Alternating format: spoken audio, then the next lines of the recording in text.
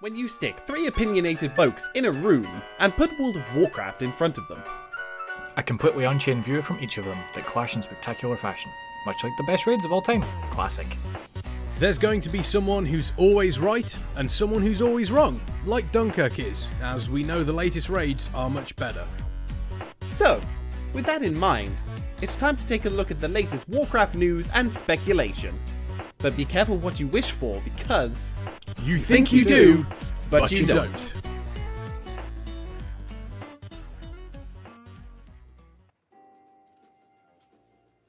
Good evening, ladies and gentlemen, and everybody of 2020, the year of horror and despair. My name is the almighty Farseer, and I'm joined by the one and only Kexman dancing over there right next to me. How's it going, guys? I've been practicing 2020 by playing Doom Eternal. Cool. Has it been going well? I'm training for what I believe is going to be April. The way it's been going. Yep. That's pretty much where we're going to be looking at in about 3 weeks. Okay, so so what you're telling me is that hell is going to open up, and that's just what you're telling me essentially. Hell is going to open up, and there is going to be an invading army of demons, and one person is going to have to be angry enough to rip and tear their way through the army. And you believe you are that person? I've basically just described every single Doom game ever. It's true. That's very true. I almost mistook it. I won't lie. I almost mistook it for your personal biography.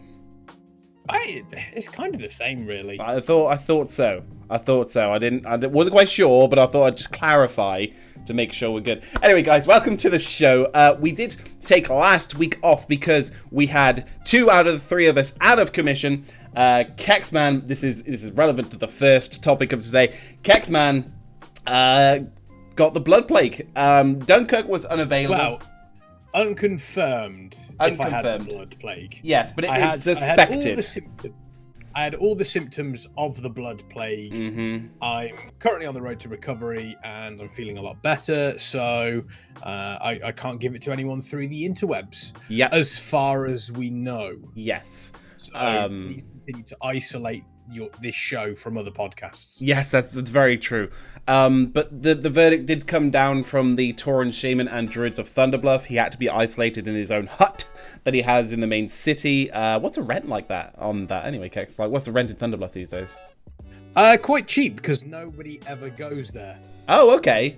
I mean, that's good. It's I don't know why, it's a lovely location. It's amazing. You got planes. The views are incredible. I know. But the social side of it is. So I think because the social side of it is like kind of low, I guess the Hakkar infection rate in Thunderbluff has not been too bad. Then is what you're saying? No, it's been quite good actually. We've managed to keep it. We've managed to keep it quite quiet. Yeah. You know, it's good. Bane's kept on top of it. Good leadership qualities. Bane has kept on. He's kept on top of things, and nobody's panic buying. No. The auction houses have been quiet, so I'm happy to be in Thunderbluff. However, at some point, good stakes to have. Ixorn, you take that back. You take that. As much as I like steak, it's cannibalism at this point. I was about to say, is that not how you also kind of get mad cow disease? If you kind of eat some bovine that had a virus or infection? We ignore that. Oh, we gosh. ignore that. Okay. I'd like to Grossprot saying Thunderbluff needs to become the new Orgrimmar. I actually wouldn't mind. We'll open up the topics in a moment, but how about, why don't we have some? We had a couple of capital city reforms with Stormwind and Orgrimmar. Yeah. Around Cataclysm time. When an Undercity recently was pretty heavily revamped because it was wiped off the face of the map. I was about to say, revamped is a very light term and loose term for it. So it's plagued, and Kexman writing the official document, revamped. Yeah, revamped. The question though is, where's the love for the other cities? I know for a fact that you have been talking for a long time about wanting Silvermoon City to actually finally get opened up properly. Oh, Silvermoon has been broken since Arthur's, like, fucking strolled through it. And that's been how many years now in game? 15, 20? It's been a long time. Like, it's getting up to, like, I think at least 16 years or something like that since that happened. And in the meantime, the Stormwind's had a revamp. Orgrimmar's been updated. Undercity's had its revamp. And still, Silvermoon has a great big breaching hole through it, where if an army attacked it, it wouldn't be able to defend itself at all, because it's just not... It's bad. Fix it. I just realised... Have we had, quote-unquote, new Orgrimmar longer than we did old Orgrimmar? Yes. We have. Wow. Yeah. We are now, like, so I think we were discussing this with Dunkirk a couple of days ago, or even last week, I think. It has now gotten to the point where we have had the Cataclysm, like, Azeroth, longer than the original Azeroth. Yeah. It's now flipping over. Yeah, people still call it New Orgrimmar. It's not New Orgrimmar in any way, shape, or form. It's now standard Orgrimmar. Yeah, it's just Orgrimmar. Yeah. But I wouldn't mind seeing a revamp for some of the other cities. I think after everything that's been going on, I don't quite know how Thunderbluff could be revamped. Maybe spreading some stuff out at the base of the mesa. Maybe having, like you said, Silvermoon being revamped slightly. Ironforge. Darnassus got its revamp as well. Goddamn selfish elves. Getting everything. Darnassus also got its revamp. They got revamped pretty hard actually recently. I would like to see maybe some change to the Exodar. Again, it's kind of like Silvermoon City. It's just abandoned. like uncrash it. Well, yeah, something along those lines. Have it floating slightly above the ground. That'd be quite cool. That's true. It's in its own something along those lines. It's in its own little bubble instance in the Burning Crusade area, so why not? Yeah. You know, I wouldn't mind seeing changes to all the capital cities. Darnassus laughs in Orcish. Yeah, I love it. Exactly. I think we 100% could see Silvermoon actually recover slightly. Maybe the left-hand side of Silvermoon could be usable. Gasps horror. Yeah, I mean, because that was the gardens, right? But that was part of the city. Like, there were doors leading right in there. So what it is, so through where the Dead Scar goes right through Silvermoon, that used to be like a really nice walkway. It used to be like kind of the main road, like a main street going through a city. And then you could go from one side of the city, cross the main street, and go into the gardens or whatever. Sort of like into the whatchamacallit? Dead Scar. No. I was gonna say, I was giving a reference to what's the park in New York? The famous park called again? It's blanking. I'm not gonna tell you. Oh, you son of a! It'll come to me in like half an hour later. I'll be like, chat will tell me. Central Park, yeah, it's Central Park. Okay, so you mean the park that's in the center? Yes. Is it? Okay, never mind. But basically, it's like going from one side of, like, you know, New York, crossing the road, and you go to Central Park. And that's kind of like what Silvermoon is, and what Silvermoon needs to become, because again, it's still breached, it's still broken. Just fix it, please. Also, with all the work that the Druids and the Argent Dawn have been doing throughout the Western Plaguelands, revitalizing it after the Scourge blighted the lands, can we now get the Dead Star? Oh God, I'm dying. The Dead Scar fixed? Like, that would be lovely. No, I think the Dead Scar was kind of like, that's one of those things that can't be removed. It's so weird if because I remember rightly, it is there. It's part of the land. There is no special reason though why that's so different to everything else. Like, Arthur's traipsed through it, but then that would mean that wherever Arthur's traipsed, there would be, you know, incurable land. But there was nothing special that was done. I can say this with confidence. I recently done the Warcraft 3 mission where Arthur's attacked Silvermoon in Reforged. There was no special thing that was done to make that land broken. It might not have been a special thing per se. I think it was more to do with the actual size of the army that was going through, and the, you know, not only the size of the army, but also, you know, the potency of it if The you will. I think potency that's of the part undead. potency. Yeah, the potency. That's part of the reason why the dead. It's so concentrated. Yeah. You know, it's kind of like you can if say for example you've got wood that is burnt, you can take the top layer off and it's fine. But if you use like a really concentrated fire that kind of like burns a gouge out of it, it's not something you can just get rid of easily. It's always going to be there. Do you just equate the magical elven lands of Quel'Thalas to wood? Yeah, because it's probably got about the same amount of character development as a plank of wood. Oh God, your mic today is doing waves. Sometimes you'll come in and it'll blast my ears off for half a second, then it'll be fine. Right, we'll have to deal with it. But yes, so we did veer off a little, but yes, the blood plague is still spreading around. Be careful. Again, the advice from the new Horde Council is to self-isolate, stay indoors, only go out if you need to buy important reagents and food. Yep. Do not go put on auctions. Do not go to the auction house, for the love of God. That's the last place you want to be right now, is in a crowded auction house. I'm surprised the goblins haven't shut it down yet, but they're greedy, so you know they'd stay open in a pandemic. I can imagine that. But yeah, so yeah, pandemic. They're the sort of people that would start the pandemic it's true. To just bump up the prices. Exactly. Rav says, "Can I buy a mage to make you food?" I mean, if the mage is in service for that sort of thing, yeah, sure. I mean, only if the mage stays 2 meters away from you at all times. Yes, that is true as well. Yes. And as long as they don't physically touch the conjured food, they just like conjure it while throwing it to you. Like you can't land in their hands. They got to go. They got to magic it and throw it. And there you go. You can. So this advice is for everyone on the Horde and the Alliance. Please stay self-isolated. There are unconfirmed, mind you, unconfirmed reports that the Hakkar blood plague, when it kills you, people are saying that they're getting visions of seeing an afterlife, some land of shadow, and it just sounds like it'd be a terrible idea if we were to go there in any way, shape, or form. So they're seeing the elephant graveyard from Lion King. I mean, maybe. Who knows? I mean, that was a shadowy place that we should never visit. I mean, I should ask Bon Samdi, but I mean, that requires traveling to Zandalar, and that's probably where this whole blood plague started. I will say one thing. This isolation thing where people are having to stay 2 meters away from each other, it is making battlegrounds hell for melee.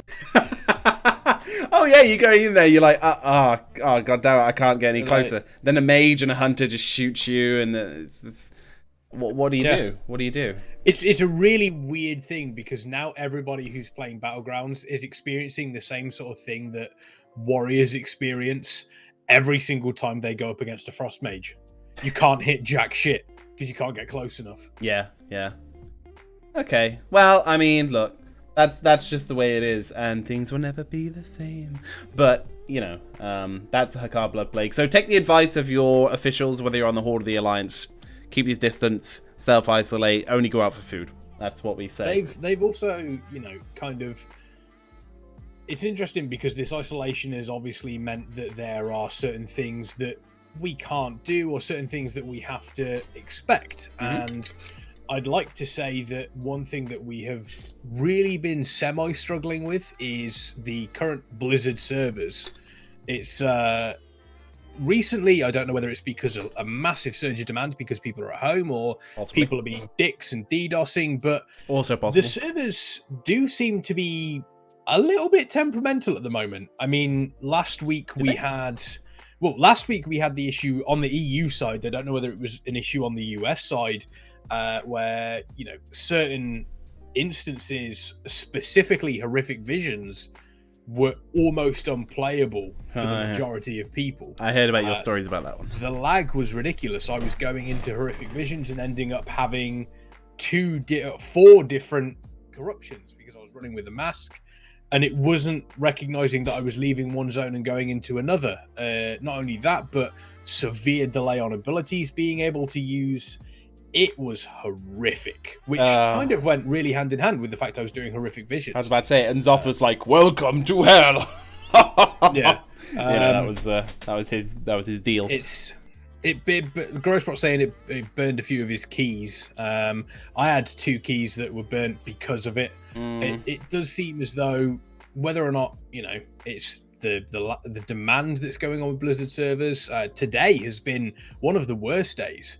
People unable to get into Hearthstone. I know some of the guys in my guild have been struggling to get onto the server because there are queues of about 200 to 2,000 people, which... When was the last time you saw that in retail WoW? You know what makes it worse? Because I guess they've only got a very, if anyone, a very loose skeleton crew at Blizzard HQ to deal with, or to help try and deal with any problems that come as well. Because they're all working from home. Exactly. So, I mean, they're not all... I imagine the majority of them are working from home. Yeah. As with anything...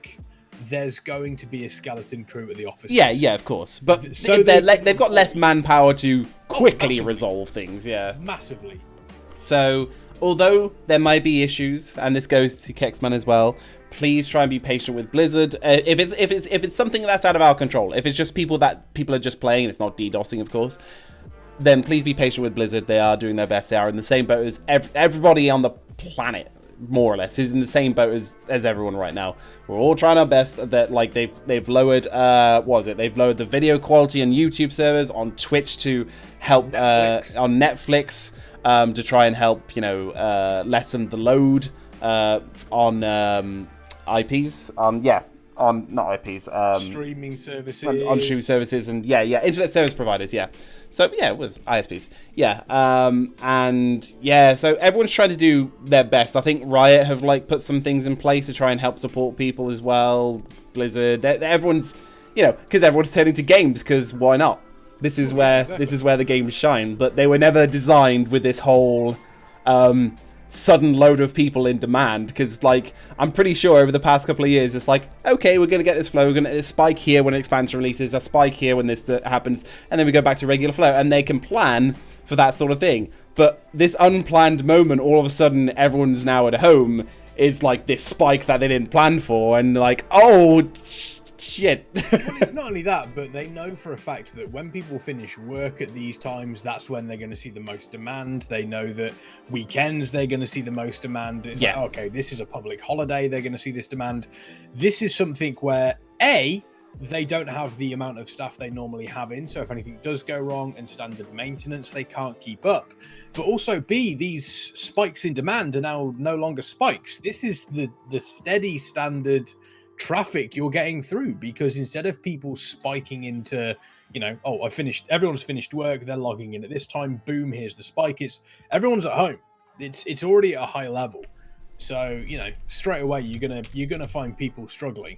But what I will say is Blizzard have started to put certain things in place that I think are going to definitely, what's the word I'm looking for, help people play the games. RuneScape login servers are down and I'm mad. It's okay, Rav. All you need to do is take out a colouring book and colour in some of the pictures, and you should have a good indication of how RuneScape looks and works. If you really want as well, if you set up one of those clicking games on a different web thing and you can keep kicking, you can pretend you're mining. Which is that not Minecraft? Actually, a Minecraft server's up. I don't play Minecraft. I don't know. I'm not in the kind of area to know if Minecraft servers are. I'm fairly certain if you got enough redstone together, you could run RuneScape in Minecraft. That's not what I was getting at, but okay. RuneScape in 5 years. So everyone does this thing where it's can it play Doom? There's this thing where they put it on calculators and GPS things and McDonald's self-serve counters and all that sort of stuff. They do that now with Doom. They can. Yeah, they in could. 5 years' time, it's gonna be can it run RuneScape? That's what it's gonna be. Old school RuneScape, because that was that ran on anything. However, I'm sorry. I am sorry, but about, what are we looking at now? About 13, 14 years ago, when I was in college, there was a few of us in my course that played World of Warcraft, and there was a few of us in our course that played RuneScape. And of course, the age-old argument was made between us about which one was better, and I was, of course, on the World of Warcraft side. So when it comes to anything between that and RuneScape, I'm like, yeah, RuneScape. But whatevers. Pitcrafter on stream, guys. It's Minecraft as a clicker game. Ugh. I know what Pitcrafter is. I can't imagine watching someone play that, though. Oh, gosh, that'd be horrible. Anyway, but as you said, Blizzard are going to be putting things into place to help people out. Speaking of that, we have currently, in World of Warcraft, a bit of a little boost for helping people level up. Oh, and it is delicious. I can't remember what date it's going on to. I think it's rolling into April. As far as end of April, I think. Let me double check quickly. Sure. But yes, if you want to level an alt, or if you think that it might be a good, time right now, then you'd be correct, because you're getting an extra boost on top of your heirlooms, on top of whatever else you're using. April 20th. April 20th, thank you. And you are basically, you've got your little boost going up there, and that's good. That helps people like me, who's leveling a Volpera. I'm basically going to help get him up through, where am I now? I think I'm almost level 80. Wait, no. Yeah, no, I'm almost level 80, and I'm still in Northrend, so I'm kind of rocking through there. I might switch over to Pandaria for a bit, because that's always enjoyable. And, yeah. Yeah, I think I'm good. I think I'm currently in a position where I haven't leveled a damn thing, and I doubt I will. Okay, that's fine. I mean, you leveled your priest, and then you hardly ever play it, so I mean, that's boosted my priest. Actually, no, I didn't boost my priest. Hang on. I boosted my priest to 100, and I've gone from 100 to 120 over the last 2 expansions. Okay. That's what I did. I remember now. Okay. Mephisto with 1 hour 36 minutes. A record from 20 to 120, so that's 100 levels in an hour and 36 minutes. That's 11 hours and 36 minutes. I would be incredibly impressed if that was done. I'll be honest, I couldn't.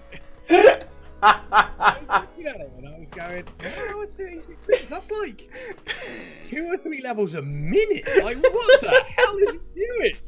And then when I looked at it again, I was like, 11. I mean, it's still impressive. 11 hours 36 minutes for 100 levels is still impressive. That is good. That is very impressive. But I mean, the 1 hour 36 is even more impressive. Let's be fair. You've ruined it.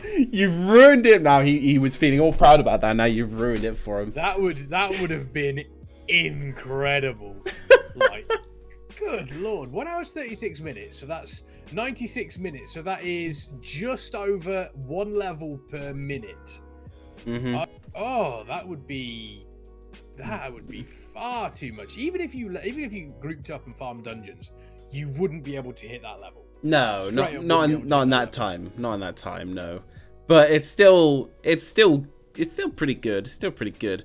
I've been experiencing a few little things that I haven't experienced for a while. I did a few quests in Northrend in Howling Fjord that I hadn't done for a while. I was like, oh yeah, I forgot about these sort of things. Howling Fjord legit is one of my favorite places to level, and one of the reasons for that is the music.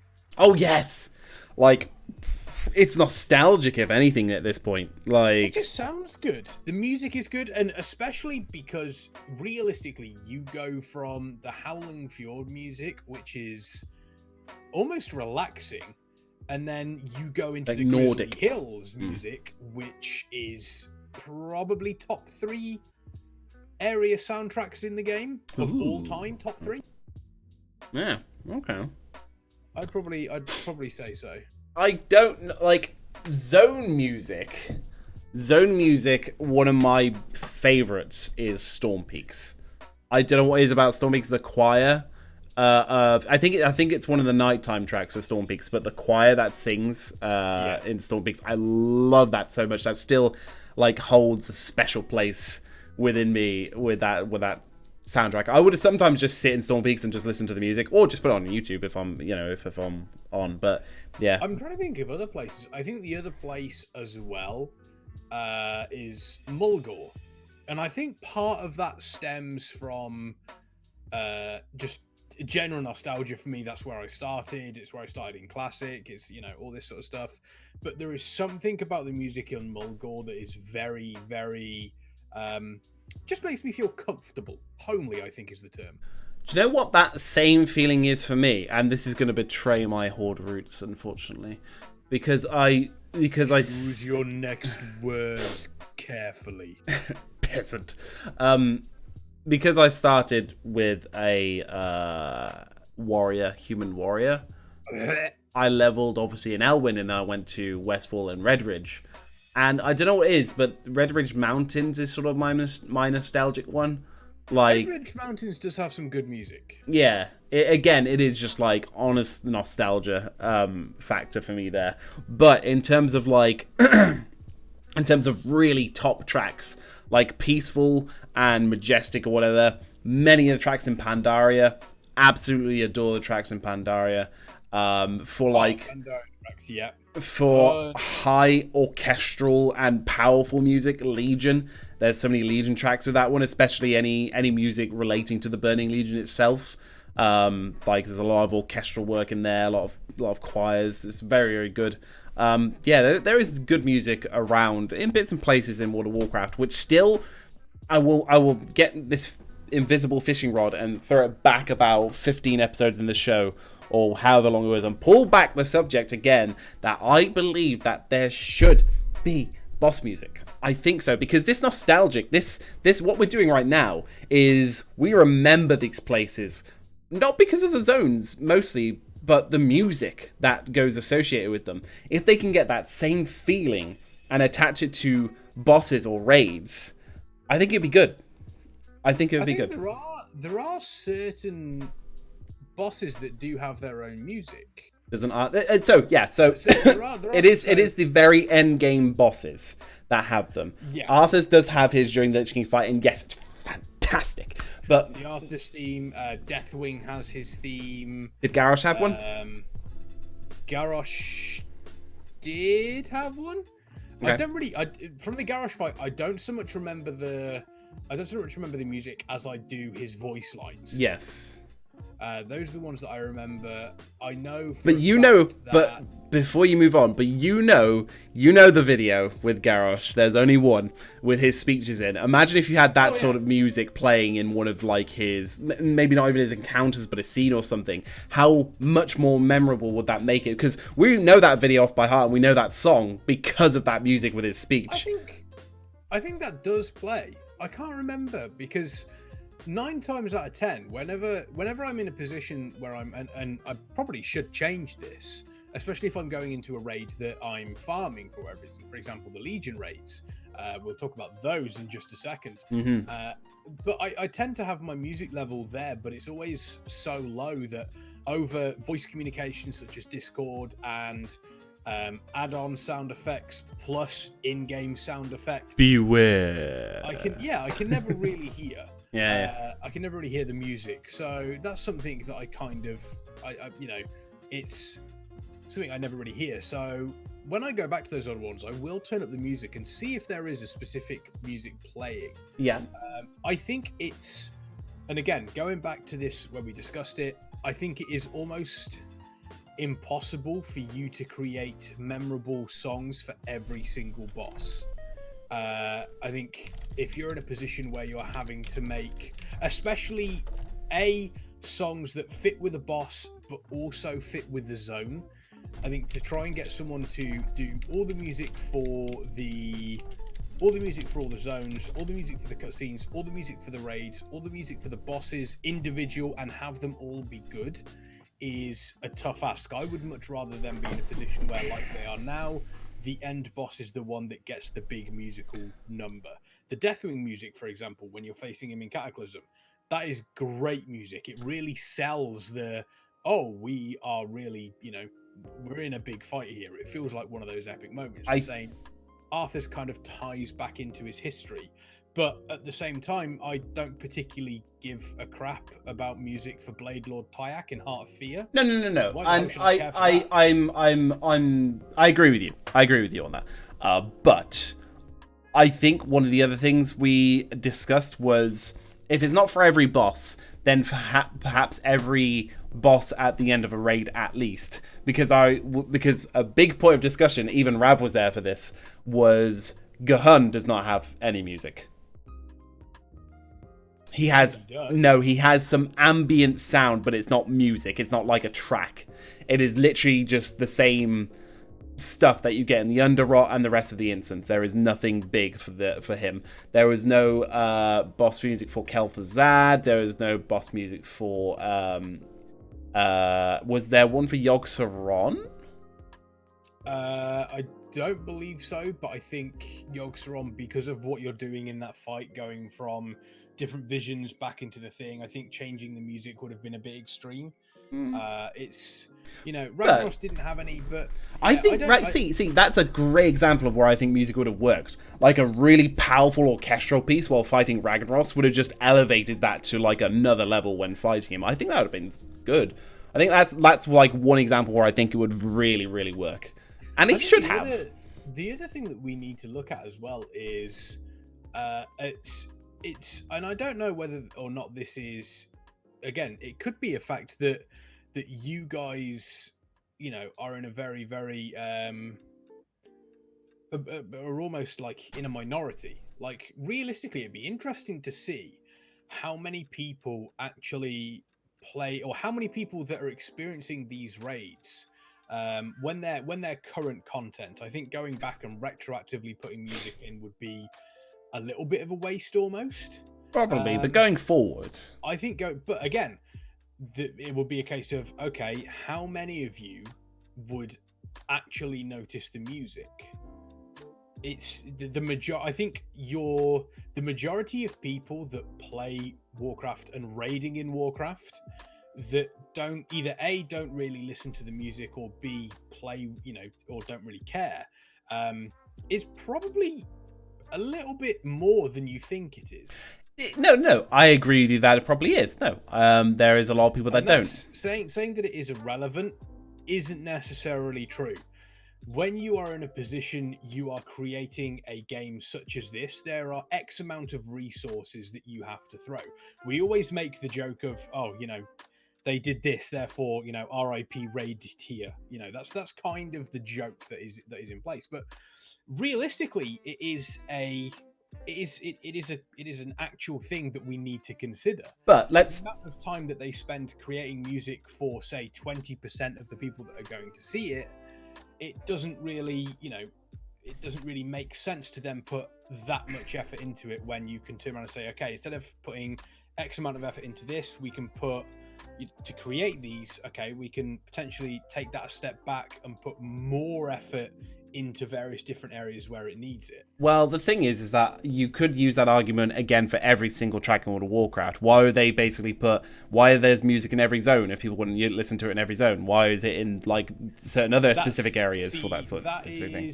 There's a slight difference to that, solely because zones that people go through 9 times out of 10, or even more than 9 times out of 10, when you're in a position where, every single zone that is new, you can be in a position where it's like, okay, we have, X amount of people that are going into this expansion. They're all going through these zones. And the majority of them that are leveling aren't going to be on voice communications, aren't going to be constantly discussing tactics, aren't going to have their add-ons consistently going off, warning them of various different things. They're low on mana. There's an ability coming out. They need to use this ability now. So it means that there's more chance for the music to come through. If you're in a position where you're in a raid and you're having all of these things going off, the music at that point, you're just straight up not going to hear it.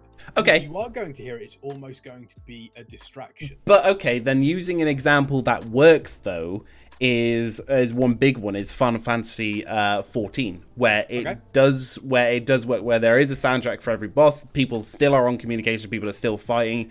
But it's there. It just does help the sort of the feel and everything of the boss. Now they still put the effort into that. They still have music for all the zones, but they still put that through, regardless of if people are listening or not. But it still gets put through. Okay. It's not really an extra. And also on the argument about putting resources elsewhere, it's not really too much extra in terms of development because it's a separate section where they make the music.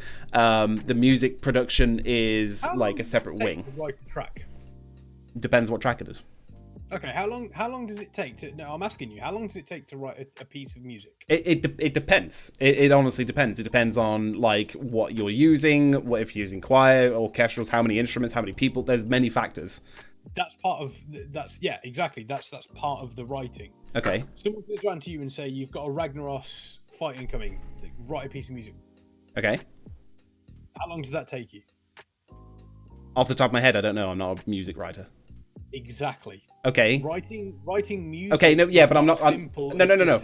I'm not saying it's simple. I'm not saying it's simple, and I'm not saying I'm a music writer. Me and you are mere observers, and we're just making suggestions. Neither of us can come from any background of music writing whatsoever. We can't say shit. So we're both on an even field on that one. So as someone who is just looking at this from this is one department, this is another point of view, without asking Mr. Browder or whatever about how what he does or how long it takes or the step by steps, then it's just to say that's its own resource. That's all I'm saying. It is its own resource, but think of it this way, okay? You have been which makes more sense to you, okay? And rather than turn around and saying Final Fantasy music quality is way above WoW music, that may be your opinion again. It's a shame the game isn't up to the same quality that WoW is, but that's fine. It's someone turns around to you and says, okay, we've got a new expansion coming out. You have 6 months to write. Let's say this new zone has 6 zones. Let's say it has 8 or 9 dungeons. Would you say is fair for the opening of an expansion? Yeah. If we're lucky, but yeah, go on then. And then you've got a 10 boss raid to do music for the zone. You've got to write original pieces of music for all of those. They all have to sound unique.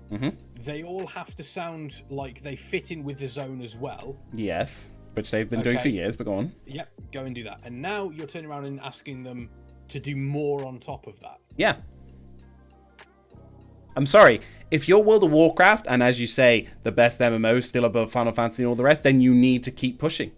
Like, you need to keep going and keep advancing, otherwise you're not holding that title. You've got to keep upping yourself every expansion. We've seen that firsthand now, what happens when they don't, from Legion to BFA. A perfect example of them not keeping that pace up and keeping the expectations going and what have you. They never reach that bar that people have the expectation of. I don't think that bar is, like, achievable for what people do expect, and that's fine, but if they are at least reaching for it, then you've got something there. BFA reached and missed completely by many different ways and many different factors. But saying now, you can't on one hand go, oh, World of Warcraft is the best MMO and fuck everyone else. And then on the other hand go, oh, you can't expect them to do that much. That's actually quite demanding. Like, you if they want to hold that title...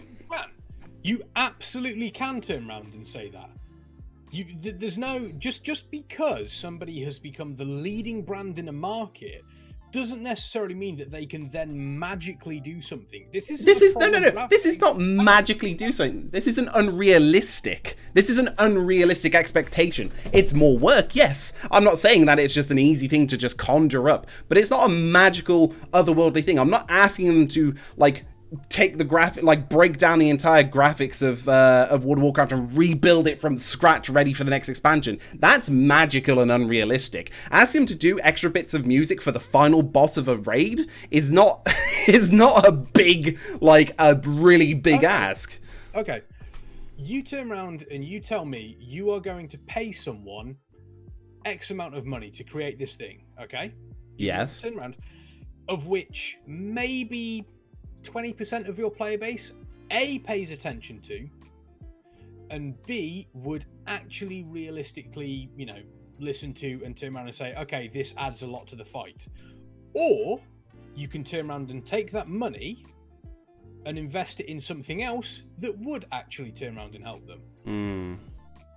What would you rather do? Because at the end of the day, your whole thing is turning around and saying, okay, we're in a position where they should spend this money on something that realistically most people aren't going to even take notice of. Okay. What percentage of people do you think would probably hear it if they did it? Give me a random percentage of what you'd think. that would do the fight at current content, that would turn around and go, wow, this music is banging. Yeah, even if they're like not and I'm going on about them hearing the music. Maybe they don't have it on every single time from going forward, like every encounter. Maybe they'll turn it off later. But if they've heard it, and then they'd be like, I'm probably going to switch that back on later when we're not like full tier focusing. You know, maybe when we're on farm. Yeah, sure. But like, so they'll hear it and they'll probably go, okay, I'm linking this. So yes, give me a percentage of that. I'd probably say 20%. 20%? That's higher than I thought it would be. Okay, cool. So if that money went towards that and even improved the quality just by 20%, you wouldn't think that would be worth it. Even if it was just pushing up just that little. Depends on A, how much time would be invested in that, Mm-hmm. and B, how much money would be invested in that. Because at the end of the day, you do not have infinite money and infinite time and infinite resources. There is only so much you can do. Okay, but nobody's If I asking turn for around infinite. and I say- Nobody's saying infinite, though. No, but you have an X amount. If I turn around and I say, Yeah. okay, I could spend X amount in this, or I could take it out and give us more models for creatures, or I could use it to develop something in a patch further on down the line. I can constantly keep this thing moving. And don't forget as well, the developers aren't just focused on this patch, this exact moment. They're constantly looking, what's after that patch? Yeah, I know, What's yeah, after yeah. that patch? What's the next expansion? They have to constantly be moving forward. Yes. So, But you're- there's but you're- only- I sort of see where you're coming from, but your argument is really, why spend the money on there when there might be potentially something else better they could put it to? But you could use that argument for anything. You could say, why did they put so much money into your islands when they were crap? They could have put that more into Warfronts. Or why did they use it on Warfronts? They could have put it That's better to hindsight. Mystics. Well, no. That's hindsight. That's something. Well, no, when they were Oh, it's developing gonna be it, good. they could have done. Like, that argument could have been used in their development cycle when they were just like, when they saw what it was become, because eventually you're going to see an end product, right? When it's being developed, you can look at the end, like, go in and go, that's either going to end up good or bad. Warcraft Reforge, big example. And then that's why, guess what? They reduced the team developing Warcraft Reforged because, well, they saw that wasn't going to make a lot of money, so they started pulling things out and putting it elsewhere. I'm pretty sure the same happens with World of Warcraft. If they see something's not going to be as big as they thought it was, or the time is probably not there, they'll pull resources away and put it elsewhere. So, yes, that argument can be used for many other things. So, by that, they have probably seen that there is no point in using those resources for. Well, no, they probably haven't because they've never done it. Like, you can't like, because, like, here's the thing of that argument that I just given you, right? Whatever they pull the resources out of have still happened, but they just decided not to invest too much further. Like, Islands still happened, Reforged still happened, all these things still happened. There has not been music outside of an end boss raid in WoW that they've done yet. So they haven't got the product there to go, yeah, see, it doesn't work. Because, again, you are legitimately the only person I have ever turned around and heard say this. I have never, ever been, again, and I've been constantly raiding. I've never, ever heard anybody in my raid groups in the middle of doing, say, Onyxia and Nefarian in Blackwing Descent and gone, yeah, this fight's all right, but you know what? I could have done with some more music. And well, no, but yeah, but if you kind of put it down like that, of course you would. But the thing is, again, if that's the case, why is it such a big point that has to happen? No. It's not that it has to happen. It's that the very idea of it you shun, and a lot of other people do as well, because you don't even know. But I have gone out and I've played other MMOs where the music is there, it's really good, and you're like, oh shit, that actually might work for World of Warcraft, one of the coolest and good, and one of the most awesome MMOs. If you added that'd probably add an extra layer of spice to it. It'd probably be good. And I was like, no, I've never had it, so I don't think I want it because I've never heard it, and I don't know if it'll actually work, but I don't want it. But you've never had it, so how do you know that it won't make it better? Anyway. But you don't know that. No, Like, I do. if we're on farm, here's the problem. If I'm in farm, I'm not really paying attention to anything that's happening in the game. I'm using it to talk to people in Discord. Okay, I'm using it to listen to music outside of. then that is is you, though. I don't want to listen to the same music every single time. If I'm doing it in progression, I'm not paying attention to anything but the fight. I don't give a shit about the music. Okay. I'm listening to calls in there. I'm listening to my add-ons. Right. So in both respects, I'm concentrating on either the fight or the social aspect of it. Turning around and saying, you know, oh, imagine a game with good music. Imagine Doom without the music. This is an entirely different thing. This is something where you're saying this very specific moment in the game has to have music to make it better. No. You're misconstruing my argument. I'm not saying it has to. Again, you're just shunning the very idea of it, is what I'm saying. So basically, it's not like I'm bringing this out of the blue and just saying, oh, this wacky idea to throw it in. It works. It works in other MMOs as well. The example of Doom to WoW is very different. It's an FPS MMO, but other MMOs do this as well, in raids, in dungeons, and it works. That's why this idea has been suggested. So the fact that everyone's like, it's not that important, is like, yes, if that's your personal opinion, that is fine, but it doesn't mean as a whole, even if it improves the quality by 20% for that 20% of people, that it, doesn't mean that it shouldn't be done. Again, 20% versus what you have to do to make that happen can potentially change that. You're again, I think you're underestimating how much time and effort goes into making the music and making it different. And two, I think you're overestimating the amount of people that this would actually affect. Okay, I think without numbers, we can only just speculate, of course. Yeah, I wish I did, but like, unlike debates of a political nature or whatever, we can't pull out numbers and examples. But yes, so this is on mere speculation. But I think that I don't know. I think it would be better. I think it would be good. Like, for example, a big point is the Arthas, the Lich King fight with Arthas. Without the music, still be a good fight. The music made it such a better fight. There are examples of music making fights much better. Would I have listened to that and would have had it if I was raiding Lich King like at the time as well? Yes, no, I don't know. But the thing is that if it wasn't again for that first moment, once it was on farm, I probably would have, because like again, there's not too much going on. I like to be immersed in the fight. And being immersed in the fight means even if the music's there, just to add that little bit of atmosphere, that's fine. It's there in the background. It's supposed to blend perfectly with the gameplay. It's not intrusive. It's supposed to just like work with it. That's exactly what the music's role is. And David Browder does a perfect job of composing a lot of WoW's music. I don't know if I think he's still the head music designer of World of Warcraft, but but hey ho.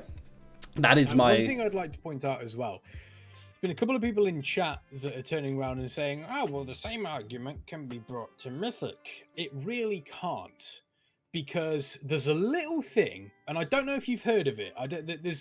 There's been a couple of small-time events, called the Race to World First. Never heard of it. I don't know if you've heard of it over the past 18 months. No, never heard of it. They've been some pretty goddamn big events, pulling in thousands, if not close to millions, for charities that have had millions of viewers and millions of hours put into them. Must have been on so ITV. To turn around and say, oh, well, they shouldn't put the resources into Mythic because only a tiny percent sees it, is instantly proven false, and is not only an ignorant argument, but it's also one that is just made so that you can kind of try and prove a point.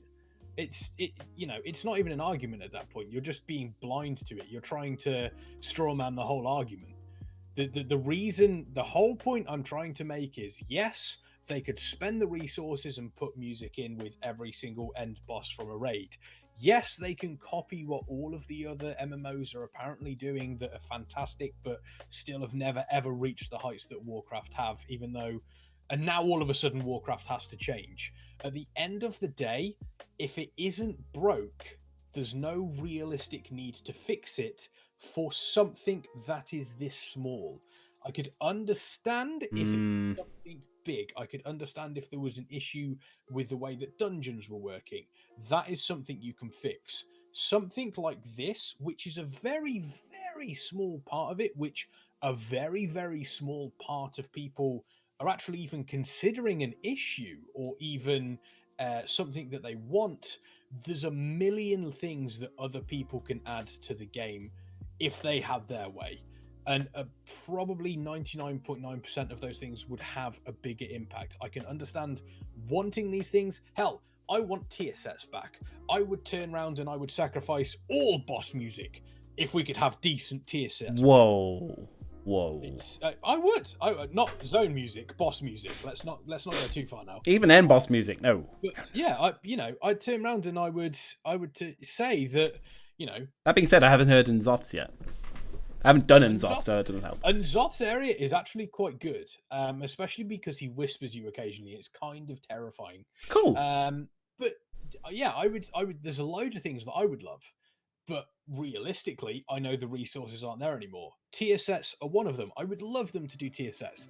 It's not something that is going to return potentially. But at the end of the day, if they have X amount of resources they can only put to certain things, music for end bosses, for we've got the vampire raid coming up in Shadowlands. We don't know who the last boss is going to be. Could end up being Kael'thas. I tell you what, I hope to God it isn't Kael'thas. If I don't hear for that final boss in that raid when we enter the room, I'll be disappointed. There's going to be some sort of cues taken from like Castlevania and certain things. Yeah, it's one of those where it's kind of got to happen. I think legally they have to. Yeah.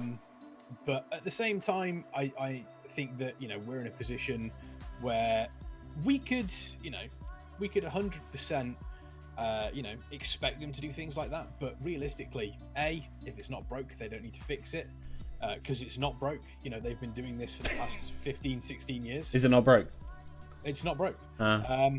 Yeah, so, again, I think to try and make an argument that it's something that would massively improve stuff is, I still stick by. I would still argue it, but the point is wrapped up. But I mean, look, for now, we'll return to this again one day. But speaking of the raids and raid bosses, we're rolling backwards actually into Legion. Oh my God, Blizzard have finally done one of the best things that we've wanted for so long in a while, and that is they're bringing loot back to Legion dungeons. And what I mean is that you can run them with your friends if they're maybe called Kexman and Dunkirk, and you can actually farm and get items rather than killing every single boss in the raid and getting nothing. So to give a little bit of feedback, or not feedback, but what this change is. So we know when the level squish happened and certain, I think it was back in WoD, we had something called legacy loot, where the tiers, not the tier before the current expansion, but everything behind that would drop tiers or would drop loot as if a whole raid was in there. So, that happened then through Legion. So WoD didn't drop it, but the raid, WoD didn't drop it, but Cataclysm did. It was quite good. We're now in a position where before, if you went in BFA into a Legion raid, it would automatically be set to personal loot, and it would treat the entire raid as if it was just you. So you wouldn't get, it would basically just be a case of personal loot. Oh, you've got a piece. Congratulations. Was it made to encourage whole groups to form for transmog runs, or what was its purpose? I think the main purpose was because it was still, you couldn't properly solo it, and because it was still behind, it was only one expansion behind, to suddenly then open the floodgates, it kind of loses. So, for example, if I was to turn around and it was their way of bringing exclusivity back to certain items. So if I was able to achieve the full mythic set, tier set, for example, from Antorus, or certain items that were specific transmog only things, then, chances are you can tell that I was a high level raider during Legion. There's still obviously the option where I could have been, someone who joined a transmog run in Looking for Group or something along those lines. Mm-hmm. But, it's unlikely that was going to be a thing, especially with new content. You know, they kind of wanted that to be a little bit more, you know, a little bit more specialized for people that did Legion content. Now, however, what happens is they've kind of turned around and said, okay, we can see the majority of you are able to solo most of these in the lower difficulties. You know, Mythics, you probably still need to have a small group for. Yep. As we discovered in Tomb of Sargeras. But yeah, there are certain things that you just kind of, you know, you're pretty much doing everything. And Antorus, when we finally found our way around, god damn maze that place is. So that was the LFR problem. That wasn't the actual instance. The instance is a lot more straightforward. The LFR version of that instance is terrible. But that means that we can finally go back and get our sets. Exactly. But when you go and do a boss, it drops 5 pieces of loot regardless, as if a full raid is. I don't know why it took them this long to do it. I think, personally, the perfect time to do it is when you release the last patch for the expansion, the last patch of the current expansion. So when 8.3 dropped, they should have unlocked it the second 8.3 dropped. I don't see a problem with that because that suddenly gives you a lot to do. Like, not only, like, I guess the argument is always then made, oh, but we want us to focus on the main stuff. Okay, sure, but there is a limit with how much you can do with the main stuff. You've got your walled off content, you got your time-based content, that you can only do so many dailies a day, you can only do one wing if you're raiding, you can only do so many things. So to then go, oh, well, everything's on cool, I've done everything for the week, guess I've got nothing to do then. Instead of that, how about going, oh, wait, Legion things are now unlocked, I'll go get my transmog. Why not? I think the perfect time to unlock it would be when you do the last patch. Drop the last patch, unlock the last expansion's runs for transmogs, go for it. Go from there. I think that would be the perfect time to do it. It just seems weird that they've done it now. There's no specific thing that happened or event or time. They're just like, nah, it's just now unlocked. Out of the blue. Like, yeah, I think it should be on the last patch. On the last patch drop. I think it depends. It depends on how well they manage to deal with power creep. I think they should take a look realistically at how the player base is dealing with the previous expansion's content. If you're in a position where you've got some of the, you know, some of the more, you see people that do these solo stuff and you're just like, what the hell are they? How are they able to do this? You know, there's a very, very famous Death Knight back in the day. For the life of me, I cannot remember their name, but they were a Blood Death Knight. They were soloing current content. It was insane. They were using some disgusting tips and some disgusting tricks to do it, but ban that man. No, it wasn't even bannable. It was I just know the game mechanics. But Blizzard is the enemy of fun, Kexman. You know this. Well, that's true. I think they take a look at the statistics and say, right, okay, the majority of people are clearing normal and heroic. They're able to solo the majority of these, and it's happening regularly. It's not just one or two people that are massively overgeared that are able to use their classes in certain ways to skip certain things. I think they should be in a position where it's a case of, okay, this is where we're at. This is where, you know, the player base is at. If it's in the last patch, fantastic. Maybe if it's, you know, if they've got their power scaling wrong and people are doing it in, say, the first patch, you can kind of turn around and say, okay, we're going to hold off a little longer, leave it to have that exclusivity slightly more into this next expansion. Yeah. But if it's the last patch and people are able to do it, I see absolutely no reason why they shouldn't be allowed to do that. Yeah, I think so. And BMJB said, I think they did it because of the plague and how much of the surge of player base they got. That might have been why it was just such a random time to drop it. That possibly might have been it. But if that was the case, then that makes me think that they may have planned it for, like, the very end of the expansion, which I think is a bit, again, is a bit weird. That's, like, the lowest point that your player base is at. Like, that moment, like, at the end of the current expansion and the start of the next, I think that's the lowest point of, like, the player base. So I think releasing it at that point is a really weird time, because that's not going to spike. That's not going to bring people back and, oh, I could do the last expansion. Like, it's... When you think about it, we're in a really, really weird position where we're in the natural... So we all know that MMOs and you know, MMOs in general, World of Warcraft, we have seen firsthand. It the player base is dropping, and new expansion, doing new content, and then you'll see expansion ending, new expansion. Yeah. But in between there, you'll see slight dips in the patches. So it's like, new patch, or a new expansion. Yeah. It always happens. The lowest one is always between the last patch and the next expansion, though. I think that's always the lowest dip. Currently in. Yeah. This is the point we're currently in. I think it's a little bit higher than it normally is. Is that what you're getting at? We're now in a position where people are having to stay home and isolate. Which means that people probably... I'm not saying that we're seeing record numbers, don't get me wrong. Everyone isn't logging into WoW, but I imagine there's a slight surge in players than what they would normally have. Yeah, I'd agree. Percentage-wise compared to the other ends of expansions, because they've introduced the 100% XP, so people can now level alts if they want to.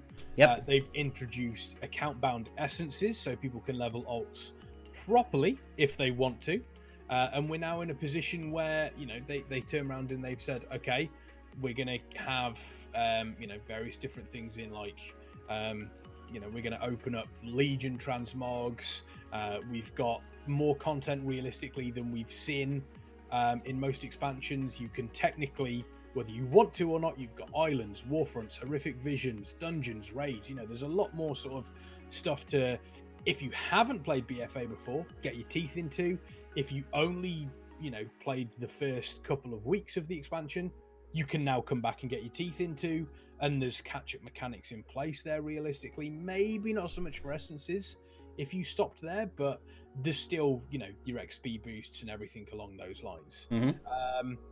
It's in a really, really weird, it's in a really weird position, and I think if we were to try and take any sort of, I think when Shadowlands comes out, if we turn around and we say, we had loads of people playing there, and the increase isn't as much as we would normally see from expansion to expansion, lol, my head. I think we need to kind of, take that with a grain of salt, because there is no of course, shape or form that this can be considered quote unquote normal. No. This is not normal for the world, let alone a bloody, WoW servers. You know what I mean? Well, yeah, that's true. But that true. Good English. Is that true? I don't know. That true? Hand in quest? Maybe? It true? No. Who knows? So, yeah, we are in a very odd position right now. So, Grace Pratt says, fun detected must destroy. Sometimes Blizzard is like that. And JB says, I want the gear from the last expansion to still be kind of exclusive. I don't know. I don't know how to feel about that. So, like, when you mean exclusive, you mean like you can only get it for a certain amount of time, then that's it? You can't get it again?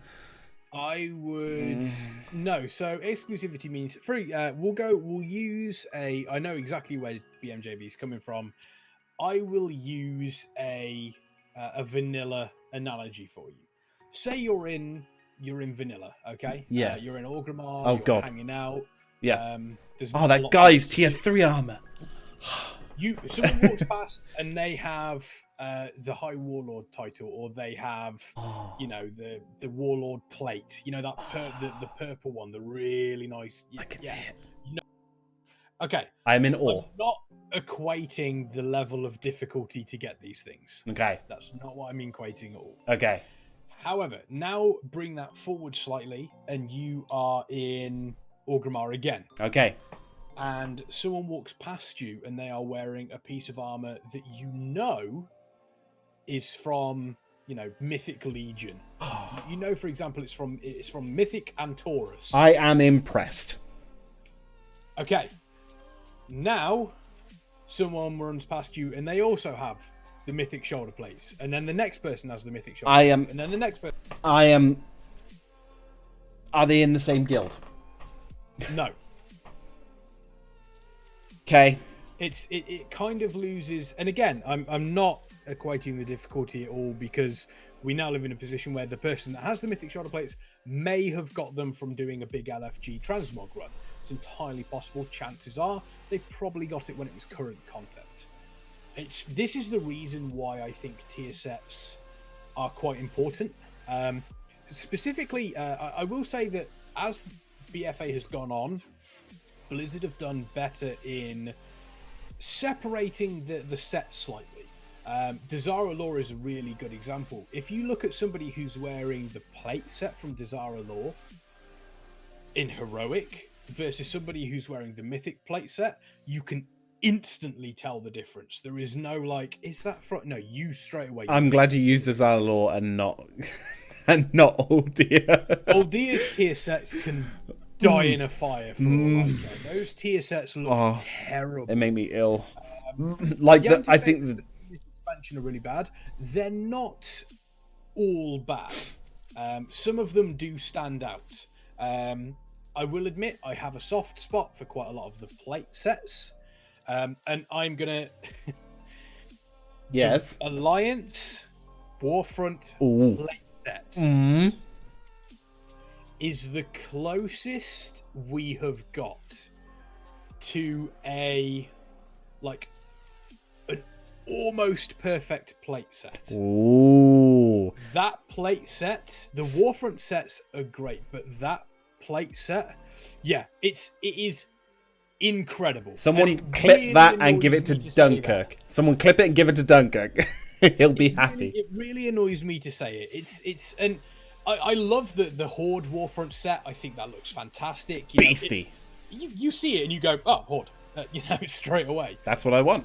That's what I want. It's still not as good as the Alliance set, and it really annoys me to say that. The Horde do get a similar style in the second Warfront plate set. It's slightly different. There's a little bit more to it, but it's the similar sort of vein. It actually looks like a proper plate set rather than something that's held together with chains. Do you know what I like about them sets? Like, I didn't notice this for a while, but like as I've done a few Warfronts and I kept getting like different bits of gear at the end and what have you, I then noticed like in my transmog thing, I was like, I had 3 different versions of like a Warfront gloves or something, or the helmet, and I was like, it's a bit weird. And then as I changed through them, I saw it's like plain spikes, 4 spikes, and I was like, oh cool, and I was like mixed and match. I was like, this is really cool, and that I like where you've got like a simple version and you can upgrade it. That's like really, really cool. So I'm definitely on board for that one. But on the flip side, basically the thing is that the Nyalotha set, the specifically the leather set, because I've only seen it on my Demon Hunter, of course. Naturally. I don't think it's that good. I can't speak for many of the other Nyalotha sets, but for an end game raid set, you'd expect, bam! You'd expect it to be like really good. So, I mean, you'd expect to have like a few good classes worth of sets to be good, because there's always the pants one here and there, of course, but I don't think Nyalotha stood out that much to me. The problem you've got with Nyalotha is more to do with at the moment you start to design a set around an old god like this. Yeah, there's only one way you can go. You can realistically only either go tentacles or eyes. Yes, that's basically all you can do. It's true. That being said, the there was another plaguey one, wasn't there? And I can't remember what tier it was, but the one where your face is literally a hood and tentacles coming out. I think it might have been either the Warlock set from Cataclysm, the last raid, Dragon Soul. It might have been something like that, and there was another one as well. So they have had old god type sets. So you've had that, and you've also had the Shah sets from Pandaria. Love the Shah sets, by the way. The Warlock one. Fantastic. So they can do them really well, but I felt as though their creativity with the Nyalotha sets have now been a bit, compared to what we've seen them do before. You think, oh, it's in Zoth, so they're gonna go, now they've gotten 2 different styles from Yogg and from everyone else, and now Yasaj, that would be it. And now it's like, right, it's Zoth's turn. What have you got for Zoth? Huh. So that's a bit of a disappointment, but which is a shame. Sets have not been the strong point of BFA at all. Like, not, I'm afraid. They've well, the Desire Law sets were nice. I think some of the stuff they did with, not all of them, but some of the sets they did with Eternal Palace were quite nice. The Warfront set pieces have been quite good. And for all of their, the Heritage Armor was really nice. Yes. There's the Blood of Heritage Armor. The Heritage Armor, yeah. I love it. The fact, and one of the good things they did with Islands is allowed sets to be open to other classes. Like, for example, the Mogu set that you got from LFR as a warrior, that you got from Throne of Thunder, is now open. You can now get that through Islands to go onto any plate class. It's a nice looking set. Yeah. You know, that was good. That was nice, and recolors of different sets. I would say saying that sets have never been a strong point. I'd say that only for BFA. I think they were quite strong for Legion. Legion had some powerful tier sets. Like, a lot of people weren't really like a big fan of the Emerald Nightmare sets. I liked some of them, to be fair. I liked some of them. I think some of the best definitely came from places like Tomb of Sargeras and Taurus. I think there are some good ones, like, because I never looked through them too much, but I think the Nightwell had some good ones as well. I think Legion was pretty powerful with its sets. I think it's pretty strong. The Warrior set in Nightwell was not good. That thing was horrible. The remade tier 6 that they had for Tomb of Sargeras was beautiful. That is close. That is probably second. Oh, I forgot about that. Yeah, because they remade them, didn't they? Oh, yes, because I got the Paladin one. Like, I mixed... what I did, I remember, I mixed my my Transmog set. It was literally the new updated... it was tier 6, wasn't it? The tier 6 shoulders, so obviously higher polygon count, much more detailed, looks a lot better. And I mixed it with the Order Hall set. The Order Hall sets were really nice as well. So I had the Order Hall set, mixed that with the tier 6 shoulders.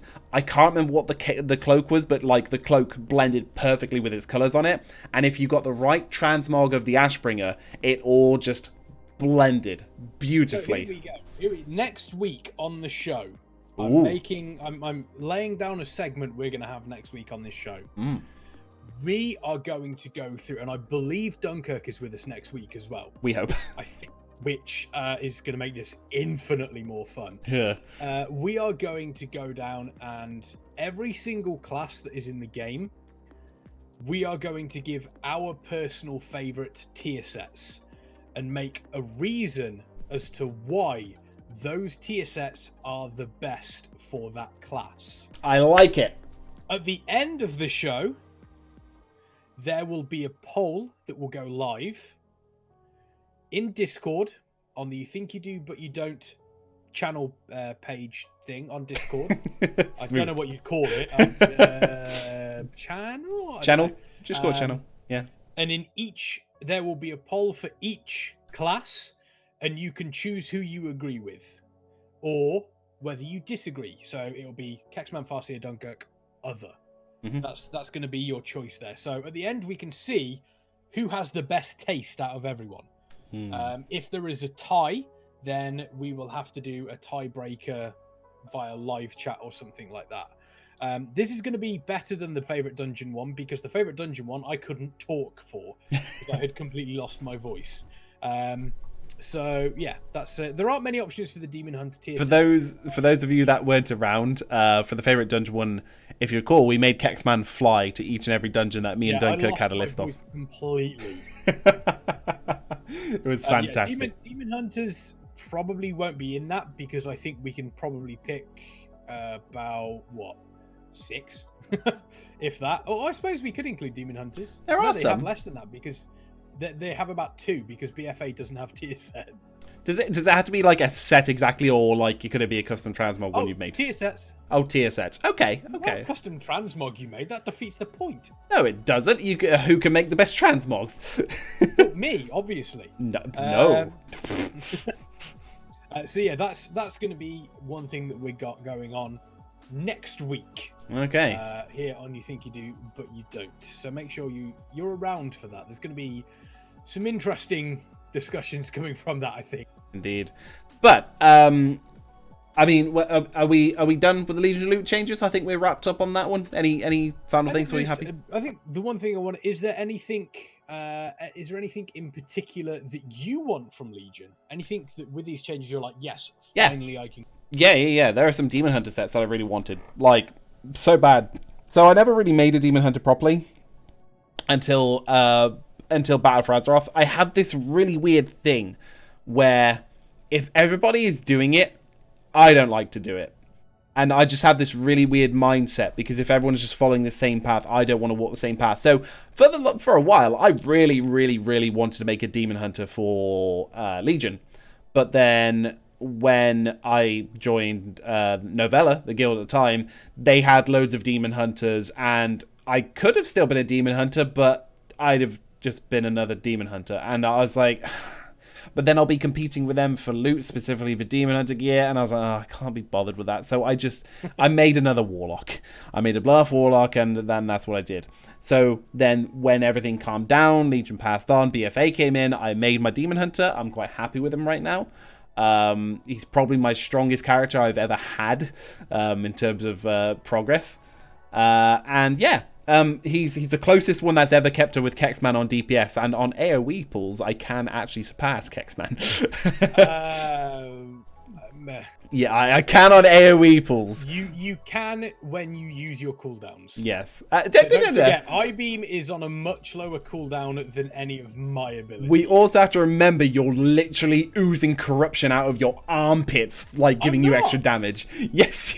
Yes, you are. I only have 41 corruption. But which ones are they? But which ones are they? They are both Echoing Void. Okay. Not Echoing Void, Void Ritual. Okay, that's very different. Very different. But... Yeah, Void Ritual's worse. But yeah, I mean, so yeah, I'm happy with them. But yeah, I want to go back into Legion. I want to get a few Demon Hunter sets.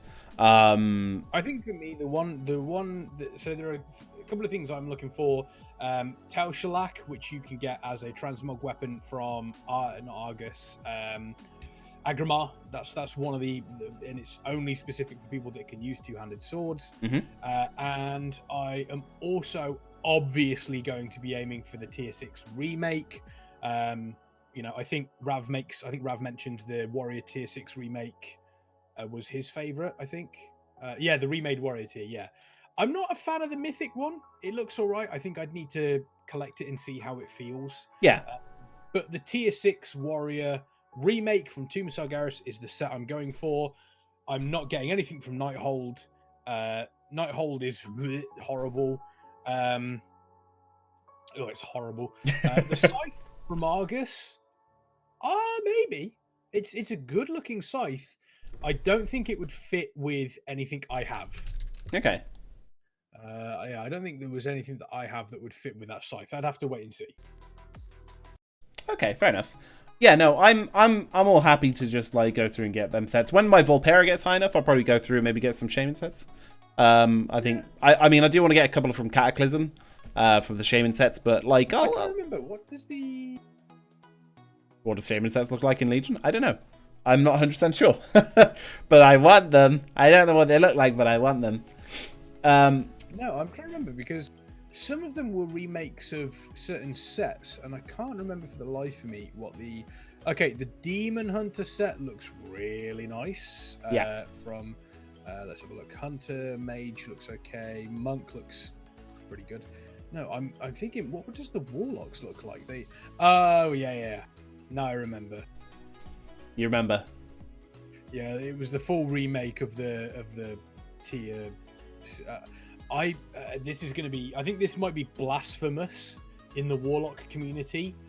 I despise Warlock Tier 6, the Black Temple set, the one with the wings and the... I despise that set. No. I agree. I never liked it. Back in Burning Crusade, I didn't like it. I still don't like it now. It's way too colourful. It is bright. Yeah. It is flashy. That is the complete opposite to what a warlock is. Like, I didn't like it back then. I didn't like it now. You went from tier 5, which was, to me, the best set. Like, you were literally dressed in black robes. You had skulls on your spiked shoulders. You wore a dark hood. You looked like a proper warlock. And you went... That set was the one you got from Hellfire Citadel in WoD. Oh, okay. The Gul'dan looking one with this. I think you have that on your warlock. Yes, I do. No. Was that from Hellfire or was that from That's Hellfire. Black? Oh no, Rock? that could be Blackrock. It was Blackrock, yes. So the one with Blackrock is like, yes, the one where your shoulders have fire and skulls. Yeah, that one is my set on my warlock. I love that set. That's perfect. But yes, it's going to be difficult for you to pick your favorite warlock set. Actually, no, probably not. No, there's a few, but like tier 4 was good. The Void set. Tier 5 was amazing back in the day. Tier whatever that is from Blackrock Foundry. That one's the best though. Like that's straight up easy for me. The Gul'dan lookalike, yeah, no, I absolutely loved it. It's fantastic. Once you go, I think it's going to be a case of we'll say all this, and then once we actually take a look at the sets, and we decide, we'll actually go, you know what? That one. I don't know. We'll see. We'll see what Dunkirk brings to the table. He'll probably just show a screenshot of his bloody goblin and he has Alliance transmog for the. It would just be all the Alliance transmogs, all the ones that look like he'll just do it just to piss us off. We will be moving on to our last topic of the show. However, what were you going to say? However, before we do anyway, so as we discussed at the start of the show, Kexman got the blood plague of Hakkar. And got isolated in his hut at Thunderbluff. He's doing better now, though. Dunkirk, however, because he's Alliance scum, he's okay, but he's been running the deep run tram, but it keeps breaking down. He did take some time off from running the deep run tram, from taking people back and forth between places they need to go. It's one of the few places still open. But the first day he went back, he broke it, and it broke down. It happens a lot. Me and Kexman are now convinced that Dunkirk actually is a terrible conductor for the deep run tram. And it's not really the tram's fault, but it's his fault that it keeps breaking down. Do we want to move on to our last topic, or do we want to move on to our weekly segment? Oh, do you want to leave that till last? Or we'll leave that till last. We'll leave that till last. Okay, For those of you that have been listening to the show, you know that we do a weekly segment. And we cover something that is near and dear to both mine and Farseer's hearts. Our black tiny soulless, or my black tiny soulless heart. So yeah, I'm looking forward to that. Those of you that know, you're in for a treat this week. If you tune to the last two shows, you'll know what it is. But anyway, delayed releases. Obviously, this is obviously something we can talk about for Warcraft, but. This has been happening across the game, sort of like the game genre as a whole. Yes. We're seeing some games put back. Obviously, E3 being cancelled means that we now have... No Halo Infinite trailer that you can sit there and watch live. I'm not thinking about that. You sure? Are you thinking about it now? How about now? Now? Maybe now. No? No? We are not sure what is going to happen with game announcements coming up. We have the idea that all of the various companies are going to do their very own style of Nintendo Direct, which has been successful for the company the past couple of years. A lot of people, we've seen, people gathering in various different game stores across the US to have live viewing parties of the Nintendo Directs. Ooh.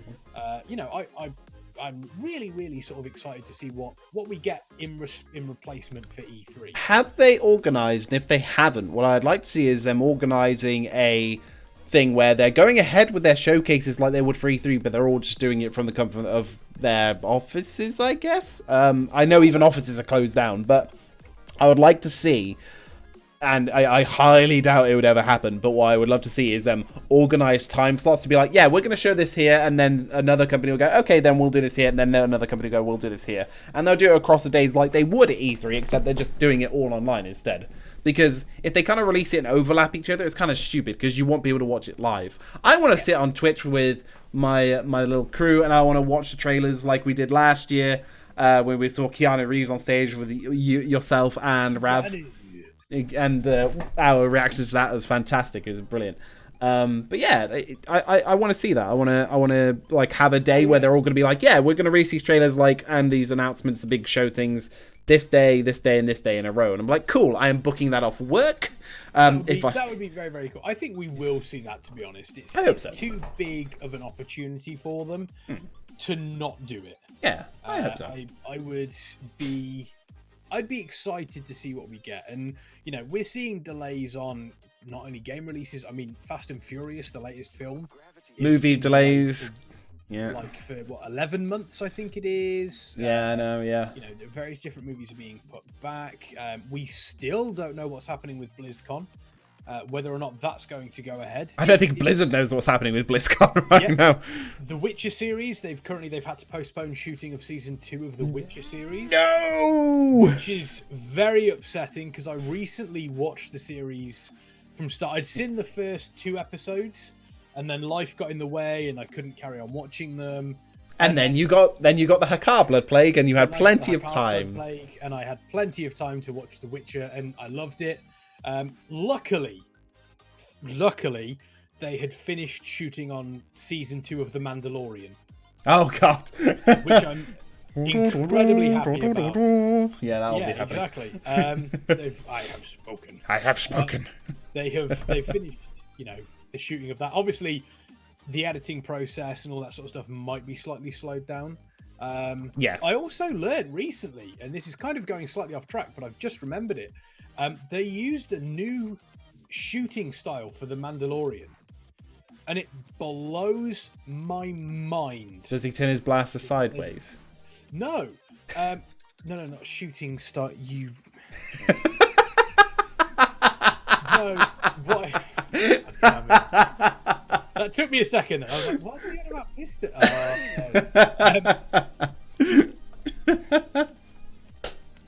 One Farseer, 0 Kexman. Boy. I think the shooting style, the shooting style that they had was, so you know the scene. I think it's the second episode or third episode after he's. Spoilers, by the way, for anyone that hasn't watched Mandalorian. So spoiler alert. This is a spoiler alert. Spoiler alert. Love your alarm. Should have just made it a Star Wars one. From Old Republic. That's what it should have been. I think it's the third episode after he's defeated like the rhino monster to get the egg, and they're walking back through the canyon and they get attacked by the aliens. I think it's the third episode, and it looks so realistic. Yes. However, that was not filmed on location. What they actually did was they have a stage that is set up to look like the floor, so there'll be rocks and all that sort of stuff. But around them, in almost a full circle, with the exception of where the camera goes and it rotates with the camera, there's a screen that isn't a green screen, that is literally projecting what the background should be. Okay. And it moves with the camera and with the characters. And it is mind-blowing. Okay. It's mind-blowingly good. And I'll send you a video of it afterwards, because it is... You can't quite understand it until you see it, but how they managed to do it is incredible. And the fact that... It sounds like a lot more effort than just putting up a green screen, though. It's so... The reason why they do it is because with a green screen, not only do you have to project all of the actual stuff on the back, but it also means that the lighting has to be different. So you can put lights up that will simulate the area that you want to be in, but it will never come close to how the light actually reflects. Okay. So this screen, the character that's in there, they are the right color, because what's being projected at them is the color of the surrounding area. Okay. Has this been used before? Like, I'm assuming this is... No. Really? They've come up with this style now for Mandalorian and it's never been used before? Yeah, exactly. We can let Yamzu know that the spoilers are over. Okay. Spoilers are over, Yamzu. Do we have to do the... How would he hear that? No, we got to do the opposite. He'll know. There you go. Instead of... It's... There you go. Reverse it. He's out, boys. But yeah, He's out. that Bail. Yeah, that is the way that they managed to shoot it, and it has never been done before. They may have used it for like commercials, but the way they shot it is, it's never been used for a big time thing like this. Could be revolutionary then in the filming industry. Oh, it's going to be used again. It massively will. Okay. It's pretty impressive. And like I said, I'll send you a link to the video. It looks relatively new as well. It does look. And it's one of those that I think is only going to get better over time. Like VR. VR's had its chance, I think. No, it's making strides, making great strides. VR's I would like to point out the funny thing about VR is that everyone's lost their mind over Half-Life Alyx, and I think Half-Life Alyx has done some good things. And yeah, it actually uses the Unreal, the shooting with the screen. It actually uses the Unreal Engine to real-time project as the camera moves. Damn. That is pretty impressive. Yeah. Okay, that's fair. More money to those guys then. Is there any? I mean, are there any delayed releases that you know of that you're kind of? I mean, apart from obviously The Witcher not being, they're shooting. I know that Volpe in the chat is going to be very upset that Witcher isn't going on. It's if I had to sum up The Witcher being delayed because of this in one word, it would be fuck. Yeah, I know. I knew you were going to say that. I definitely knew you were going to say it. But when you say anything that I'm looking forward to, you know what? Actually, this is a really weird time where nothing, as far as I'm aware, that I'm looking forward to is actually delayed. Because, I mean, look, we've already had the fantastic double event that will probably never happen again, where Animal Crossing and Doom were released at the same time, and the amount of power that has come from the release of that day, and the videos and memes have been fantastic. It has generated so much power across the internet. I love it. I haven't picked up Animal Crossing because I'm not picking up Animal Crossing. I haven't got a Switch. I picked up Doom Eternal though. Yeah. I picked up Doom Eternal, and I don't know what it was, but I much prefer I know I would love Animal Crossing. That's why I don't have it, because you would never see me again. I can guarantee you that. His beard would be much longer, just untidy, like just sat there playing his Switch. Isabel's been ripping and tearing while Doom Guy's been catching spiders. Yeah, just the crossover event we need. Yes. I think that it's Doom Eternal is different to the 2016 Doom.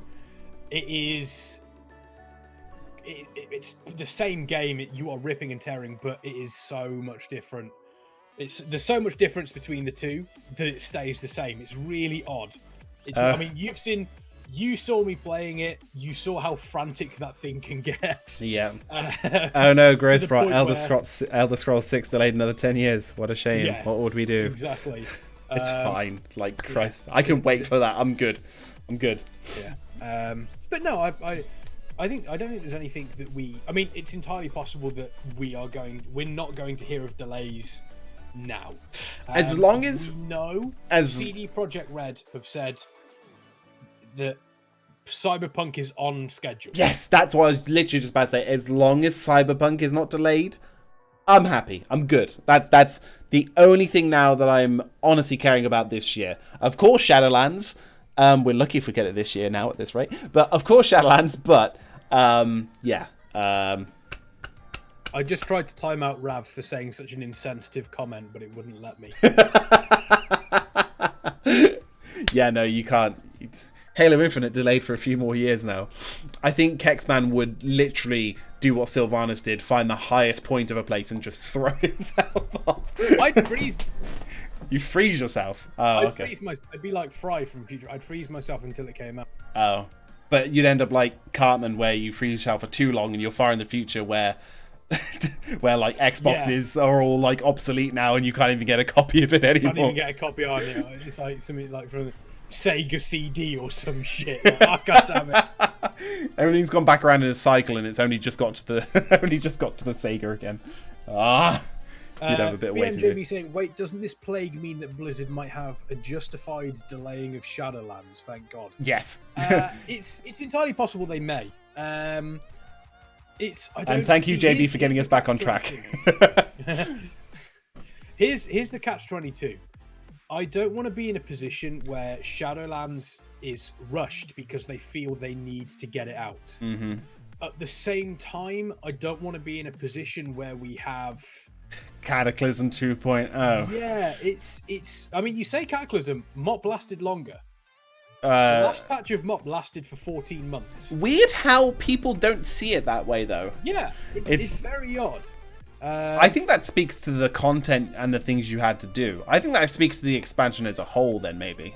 It's. I don't want them to see it rushed, but I suppose the problem I've got is that Blizzard could turn around and say, look, this is a global pandemic. It's absolutely unprecedented in our times.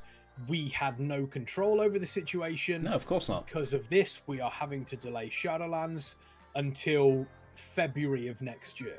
Yeah. That would be a perfectly logical and understandable thing for Blizzard to do. Yeah, of course. I can guarantee you the second they put out a bulletin like that, you will have 83 different forum posts going, OMFG Blizz, why you suck, get better. Yeah. LOL, small indie company. Just you would. Being dicks about it. No, you would. Guarantee. Lol, only like thousands upon thousands of people dying across the planet, but I can't get my Shadowlands this year. It's like, Yeah, exactly. It's one of those. And Rav saying, who the fuck cares about those dickheads? And speaking of them, I think it's time we move into our weekly look at clickbait crap. That's right, we are here to take a look at some of the biggest WoW clickbait crap titles we see. And this week has been absolutely no exception. Literally an hour before this show went on air, we had a brand new title that was put up. And Rav saying Bellula bashing, at no point are any of us saying that we are bashing Bellula. No point we are saying that. This is clickbait crap. Yeah. This is for everyone that does clickbaity stuff on YouTube. But hey, exactly. There was one that was put out. So we've got at least 4 titles to talk about. There was one that was put out a week ago. And this one, I remember actually angering me. So this was put out on Friday last week. And we had to delay the show because obviously I was ill, Dunkirk was ill, and Farseer was. I'm not going to sit here and just talk to you on my own, guys. I do that enough on my own channel. I'm not here to do that. I can't do it for the show. So this one is, and it is as follows. It is, okay, what's happened to Shadowlands Alpha? What must change? Release dates and why it's so late. I can tell you what's happening there. It's a global pandemic, you penis. No. As I did watch the video that has that title on Kex, there are many reasons why it could be. At BlizzCon, there was many reasons of where the game was in its current state that would tell us that it's probably not actually ready for alpha at this point. Also, there was this one single word that a dev said in one sentence on the stage at one point that might indicate that it actually wasn't ready at all for the next couple of months and might actually lead into next year. There was also a pamphlet that he found on the floor, which also gave away all the spoilers and everything that Blizzard are going to be doing for the next 3 years. But it could be the pandemic, but I think he might be onto something. You think he might actually have managed to get a look into exactly what is going to happen behind the scenes at Blizzard? Yes. Why the alpha is so what? There is literally nothing happening in the world at this point in time. No. Like legitimately, absolutely nothing. No. That is happening that could possibly cause some form of... No, not at all. It was all the clues lead back to BlizzCon. Nothing after BlizzCon matters. It was all going back to BlizzCon. That tells you exactly what you need to know about the Shadowlands being delayed. Straight away, they knew exactly what was going to be happening at BlizzCon. Like, he knew. Yeah, it was going to be. But after BlizzCon, he's like, oh, well, this is why it's late. Clearly, back at BlizzCon, they showed this, and that, and things aren't ready. Clearly. BlizzCon confirmed as canon. BlizzCon confirmed is canon. It is, yeah. Yeah, there's absolutely nothing. But then the next video... the next video, straight after this, is... About 2 days after. Do you want to read the title for this one? Bravo, Blizzard! You did well. WoW's largest boost ever! Big essence changes and more! Congratulations, Blizzard. There is absolutely nothing going on in the world that could stop you from doing such great things such as this. Absolutely nothing going on. It's, I think, 2 days ago it's old news. I think, though, that was honestly a legit praise, which is extremely rare from this person, but yeah, that was, funny enough, the one legit praise in 20, 30, probably like 30 videos. Yep. But yeah, no, there's a legit praise one there. I was actually quite shocked, if I'm honest. I was definitely shocked. Massively shocked. I was massively shocked. And of course, I love the next one because it's extremely pandery. I love pandering. Oh, it's so pandery. So the next one is Hope. Good riddance, BFA. Yeah. WoW can never do this again. Yeah. The promise of Shadowland. But what promise? What promise? Oh, all the features. What promise have they? That they promised Shadowland would be better, Kex. Did you not hear them promise that at Blizzard? What can WoW never do again? What? BFA. Are we not allowed BF? We're not allowed. Well, okay, that's good because we're not going to do BFA again. What? BFA 2, Sylvanas Boogaloo, which is the new title of Shadowlands. Yes, I love how if you break that title down, it's just like BFA was bad. Agree with me, don't you? I don't think they should do the bad things that they did in BFA again. It's like, really? You don't say, Is sir. it? You don't say, sir. You don't say. But I don't believe that for a second. But oh, okay. I'm ready for it. I'm ready for it. I'm ready for this last one. This last one. Are you ready for it? That's my question. I'm ready. Exactly. That's BMJB. BFA bad. Shadowlands must be good. Like, yeah. Okay. Must be. Yep. But okay, here's the new one. This was released in about an hour before the show started. Yep. Right. Mind blown. End of the World of Warcraft universe. Sargeras, Light and Void true game exposed. He knows it all. In the past week, we have finally had the end game of WoW exposed. I don't know what's happened over the past week. Nothing. But it's been exposed. Exposed, I tell you. Yep, it's front page news. It's breaking news. I don't even know what it was. It's breaking news, Kexman. It is. I don't know. I've got no idea. He literally digs in to the smallest things in BFA or things that he's seen and go, this then probably means this. But the whole point that me and Kex kind of rag on about this is because the titles don't even suggest. It's not a suggestion. The titles tell you that he knows. He knows what's going to happen. He knows this is what it is. And then you go into the video and he's like, this is what I think. I haven't actually watched the video. I don't know what you could be referring to. I haven't, but I'm pretty sure he's just going to pull some stuff out like he always does and just tries to predict the future. But what frustrates me about these sort of people is that they'll conjure up all this bullshit and it's a win-win for them, because if they're even slightly close, they'll go back and go, well, I did say this in my previous videos, and because, it's pretty much what I was saying. And then if it's not close at all, then they just never talk about it and act as though they never said it at all. So they kind of win no matter what. So, I mean, I don't get it. I mean, look, I'm ready to just shove. I'm ready to shove everything that this show has down their throat. The second Alf returns in Shadowlands, I'm telling you that because we called that one. Like, that's what's going to happen. You think that's going to happen? I think we've got some good titles in the chat there.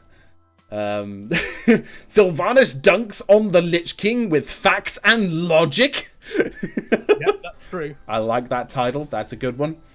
That's a good one. That's a very. I'd actually watch that. I Yeah. want to see Sylvanas dunk on Lich King with facts and logic. I do want to see that.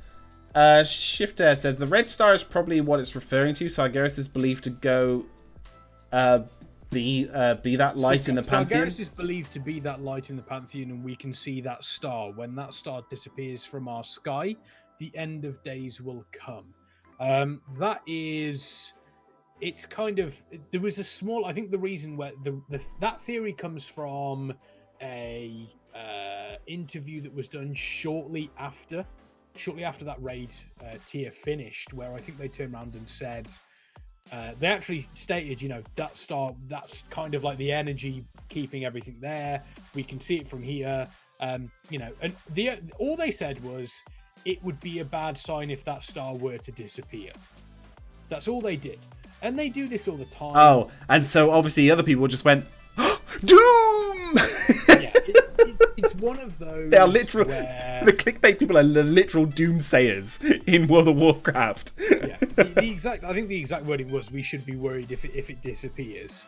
And it's one of those things that if you are realistically writing a story that is as big as Warcraft, if you leave little tidbits like this just to kind of help you out in the future, you can tee things up.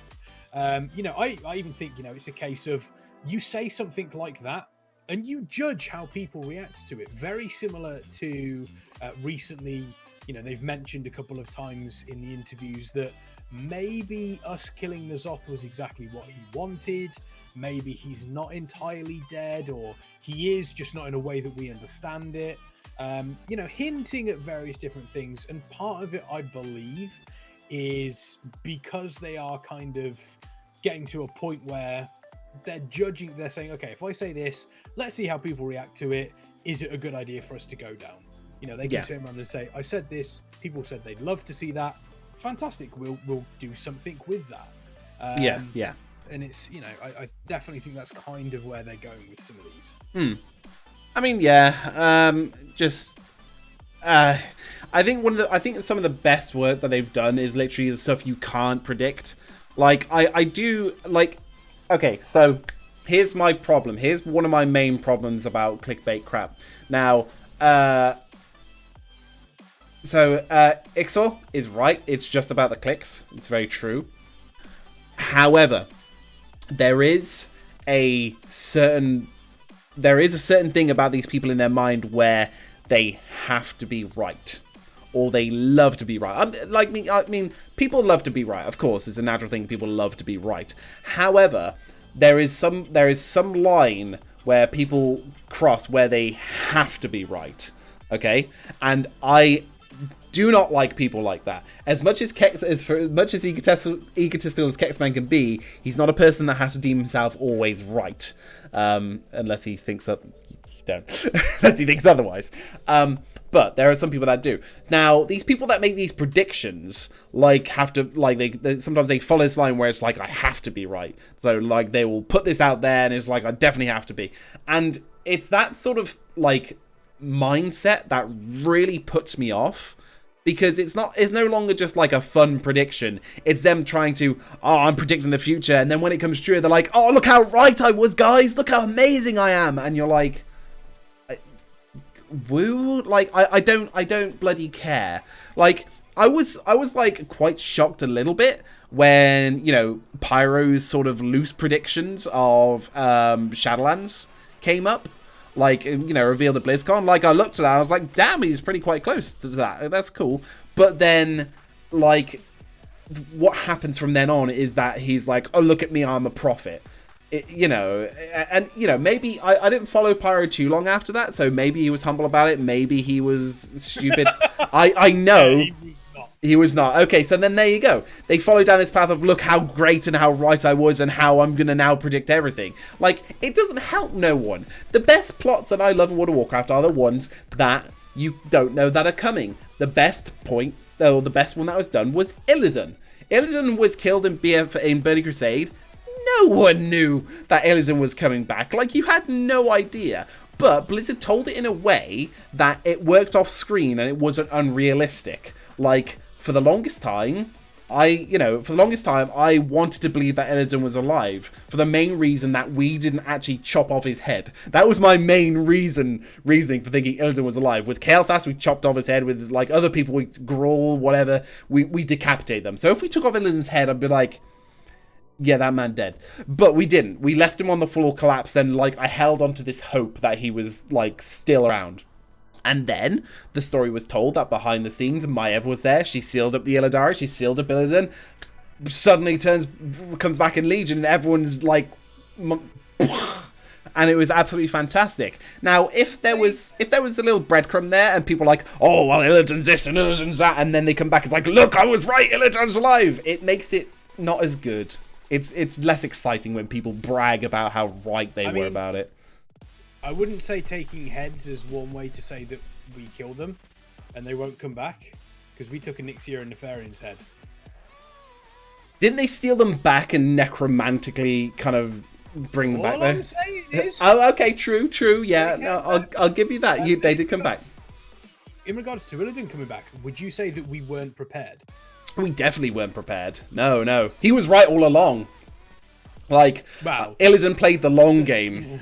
No, he was right though. Like, why I loved Illidan is because obviously he was that character who did the wrong things, but for the right reasons. He took he did the choices or made the choices that no one else could. Like, you have to kill this person or to save millions, sort of thing. Whereas everyone else would be like, how could you even consider killing this person who's completely innocent and blah blah blah? And it's like, well, yeah, but it's going to save millions. You're a moron. Stab. That was Illidan. So. So to see him back and, like, he played his role in Legion, he got to the end, and there you go, now he's gone. I think they didn't keep him around. I think they kept him around for a perfect amount of time. He is his scars. Yes, and the best cinematic. No. Yes. It's Yeah. definitely not the best cinematic in Legion. Maybe not the best is cinematic in Legion, but, like, a great cinematic in Legion. The best cinematic in Legion is Sargeras stabbing Azeroth. Because that is the biggest, the most cinematic there has been. I would actually, as much as I love that cinematic, I would say my favourite cinematic is actually Ysera's death.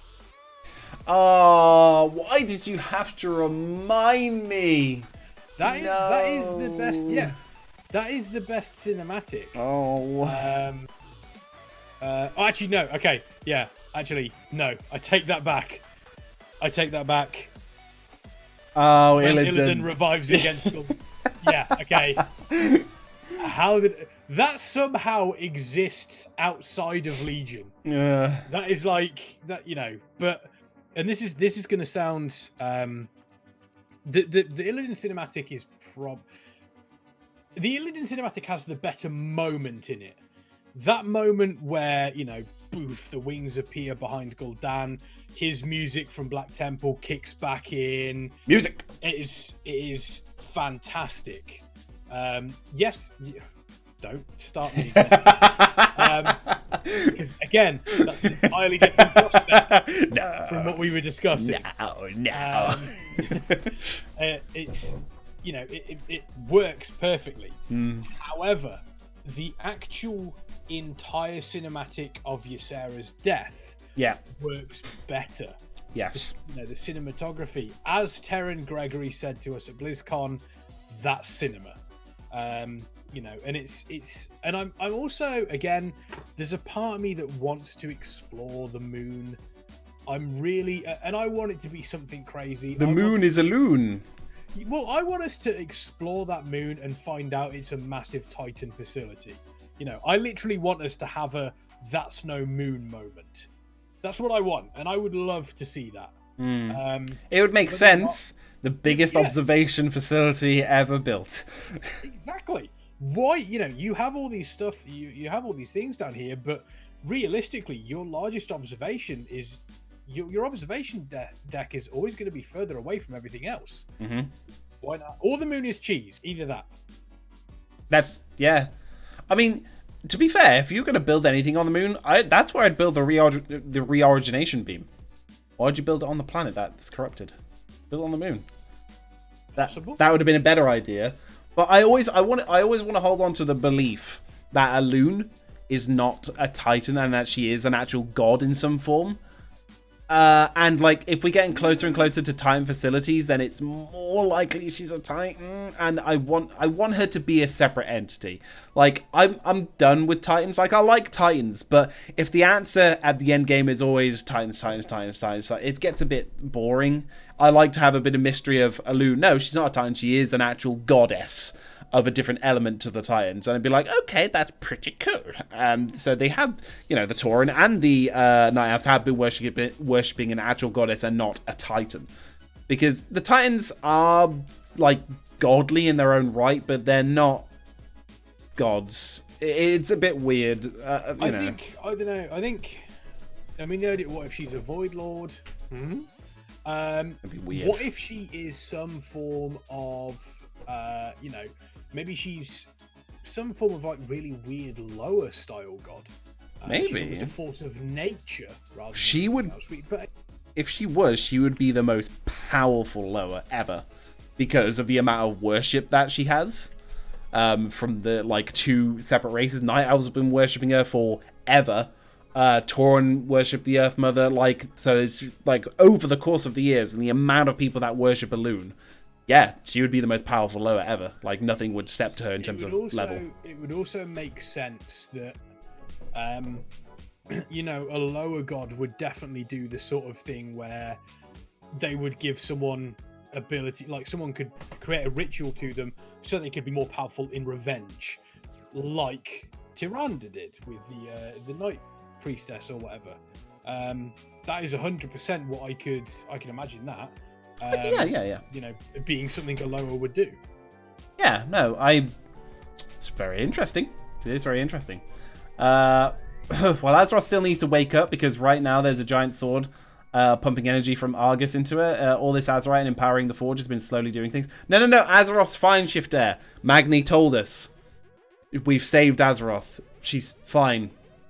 We've gone through this already. Magni's like, she's fine, champion. I was like, but Magni has a sword. No, she's fine. Thank you for saving Azeroth from the old gods. But didn't we start this crusade to stop the sword? No, thank you, champion. The more I think of it, the more I see it as like I said, we've removed the potency of it, like, the death energy from it. We've removed the poison from the blade that stabbed her, but there's still a blade in her. But for the love of God. But what if someone's stabbed and the knife's in them? What do you do with the knife? You remove it. I hope you never have to treat me. Okay, no, okay, so if you're stabbed in the street, I'm not going to see a knife in you and then take it, like... In a surgical thing, eventually you remove it. You don't keep it in a person, do you? In a surgical thing, if you are in a position to close the wound, you remove it. Yes. If you're in a position where... Okay, I'll ask it this another way. How are we going to remove the sword? With great difficulty. I think you'd have to break it down from the top down first, and then get to the lower parts, and then dig it out. There's Earthen Ring and Druids healing the wound right now, but again, this sword is something... They're healing the wound from what we can see, but this sword is plunged deep. I like Gross Bron's answer, with a big old pair of pliers. Yeah, it's almost impossible to remove the sword, essentially, so... We've made it inert. We're not going to remove the sword because it's just going to bleed to death. I want to see... The sword falls over and crushes everything up to Orgrimmar. Yeah, I want to see Azeroth semi-transform but still be Azeroth. So all that comes out of it is an arm. And it kind of reaches around and go... there we go. Just pulls it out. Like throws it into space and like... Arm goes back in. That's what I want to see now. I want the Titans to come back. For Azeroth to transform, and they're all like looking at her, and she's like, "What's wrong?" And then it looks out and down, a sword like up through her cheek or something like that. And he's like, What? Have I got something on my face? Right, And it's just nothing. This giant. Nah, it's fine. It's nothing. You're good. You cracked it. Azeroth is an introvert titan. And I hope everyone is practicing their social distancing by remaining introverts in this crazy time. Ooh. And speaking of crazy times, we've spent 2 hours doing this. Which is, pretty good going. It is time for the end of the show. If you have enjoyed the show today, then obviously catch up on all the other previous shows on YouTube at youtube.com/Warcraft Radio, and you can also find us on anchor.fm. Just search for You Think You Do, But You Don't. Not only that, they can get hold of our Discord. How can they do that, Farseer? They can get hold of our Discord by either clicking the Discord link below the video or the one that Rav is about to pop in the chat right now if you're here live. And also, again, if you are enjoying the show, please hit that follow button. We are here every week if we are able to be here. We always have a rule here on You Think You Do, But You Don't. If 2 out of the 3 are unable to make the show, then it generally doesn't go ahead. But 9 times out of 10... It's less of a rule and more of a necessity. It's true. But 9 times out of 10, it's myself and Kexman here anyway. But usually we have Dunkirk, and usually it gets a lot more insane with him here. Let's put it that way. But yes, definitely tune in next week for our little transmog, set-off, or our TS set-off. We need a proper title for it, but it's going to be good. Yeah. And yeah. I assume a lot of you, Rav? I do. I know. I hold you to a high standard. But yes, check us out on all social medias, guys. It's been a great show. We'll be back again next week. And until then, definitely stay safe. And if you are not working, stay indoors. And if you are working, again, just be safe out there. Just stay safe. Just stay safe. It's really easy. Stay indoors and play games. It's not difficult. But don't go to Zul'Gurub.